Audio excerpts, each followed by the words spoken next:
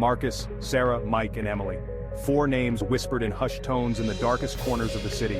Masters of their craft, each brought a unique skill to their daring enterprise.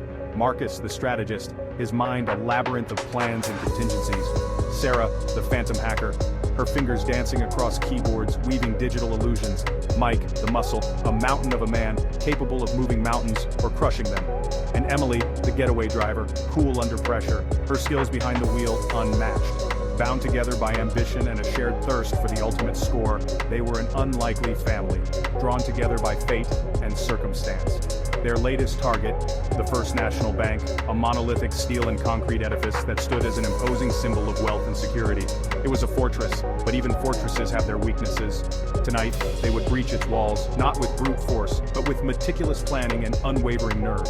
As the city lights twinkled outside their hidden lair, a palpable tension crackled in the air, a mixture of anticipation and adrenaline. Tonight, they would dance with danger and emerge victorious or broken.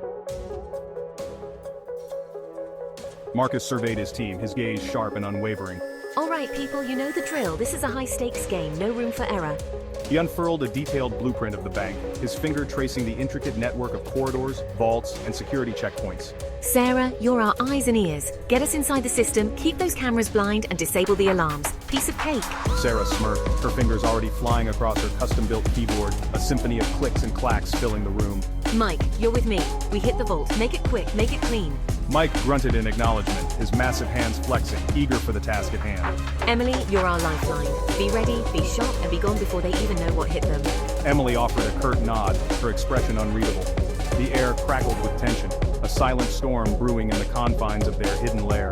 The plan was intricate, a carefully choreographed ballet of timing and precision. Every detail, every possible contingency had been meticulously accounted for. Their success hinged on flawless execution, on each member playing their part to perfection. Tonight, they would rewrite the rules, challenge the very foundations of security, and claim their prize. The city slept, oblivious to the silent drama unfolding under the cloak of darkness. The First National Bank stood tall, a sentinel guarding its treasures. Inside, shadows moved with purpose, ghosts in the night. Marcus and Mike, clad in black, their faces obscured by balaclavas, slipped through the bank's breached security perimeter, their movements fluid and silent. Cameras down, motion sensors offline. You're clear to proceed. They moved like phantoms, their steps muffled by the thick carpet, their progress monitored by the watchful eye of their digital guardian angel. Reaching the vault door, a hulking testament to the bank's faith in steel and technology, Marcus felt a surge of adrenaline. This was the moment of truth. Sarah, we need access. Marcus's voice was a low growl, his eyes fixed on the vault door, its cold metallic surface seeming to mock their efforts. Working on it. This security system is a real pain in the... Her voice was cut short, replaced by a sharp gasp. Sarah's fingers flew across the keyboard, her brow furrowed in concentration. The bank's security system was proving to be a formidable opponent, a digital fortress guarded by layers of encryption and firewalls. Just as she thought she'd cracked it, a new line of code flashed across the screen, an unwelcome surprise. Damn it, a hidden subroutine. Time was slipping away and she could feel the tension rising from her teammates inside the bank. Suddenly, a voice, cold and emotionless, shattered the silence. We see you. Come out with your hands where we can see them. Sarah's blood ran cold. They had been compromised. Her mind raced, desperately searching for a way out. She had to buy her team time, even if it meant sacrificing herself. Marcus, I've been compromised. Get out of there now. Inside the vault, the air hung heavy with the metallic scent of old money. Stacks of bills, neatly bundled and stacked, reached towards the ceiling, a tangible representation of wealth and power. Now that's what I'm talking about. But Marcus was on edge. The silence from Sarah was deafening. The lack of communication, a screaming alarm in his gut. Marcus! Sarah! Report!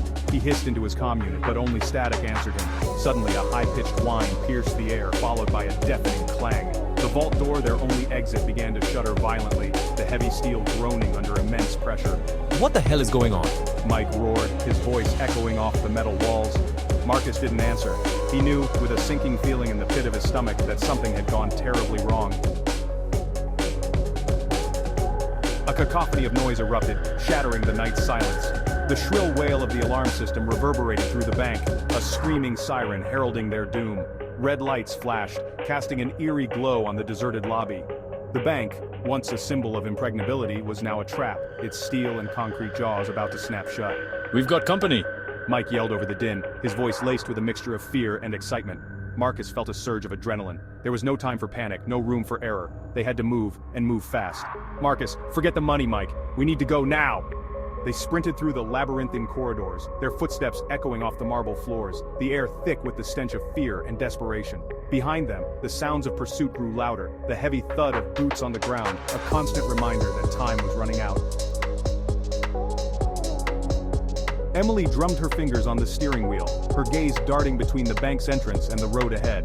The minutes stretched into an eternity, each tick of the clock a hammer blow to her nerves. Where the hell were they?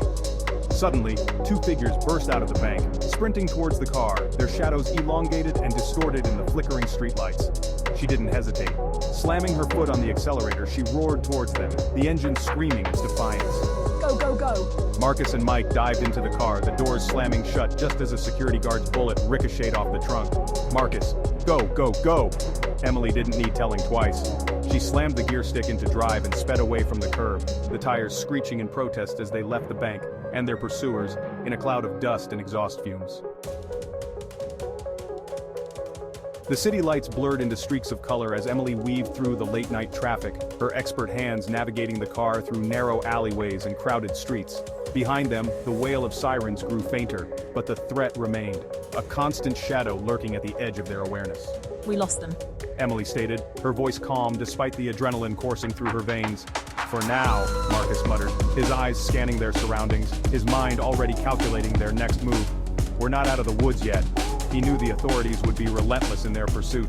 Their faces would be plastered all over the news, their names whispered with fear and awe. They were outlaws now, fugitives on the run, but they were alive, and they had their freedom. For now, that was enough.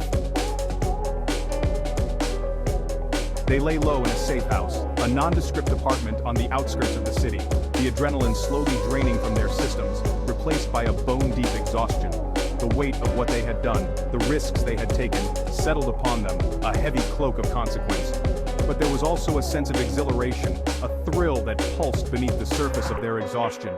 They had stared death in the face and emerged victorious, their bond forged in the crucible of danger. So how do we do? Sarah broke the silence, her voice tinged with nervous laughter. Marcus unzipped the duffel bag, revealing stacks of neatly bundled bills, a king's ransom in cold, hard cash. Their eyes widened in unison, a mixture of awe and disbelief etched on their faces. They had done it. They had pulled off the impossible. The city buzzed with the news of the daring bank heist. Headlines screamed of masked bandits, daring escapes, and of fortunes still unaccounted for. The authorities launched a full-scale investigation, their pride wounded, their determination to bring the perpetrators to justice unwavering.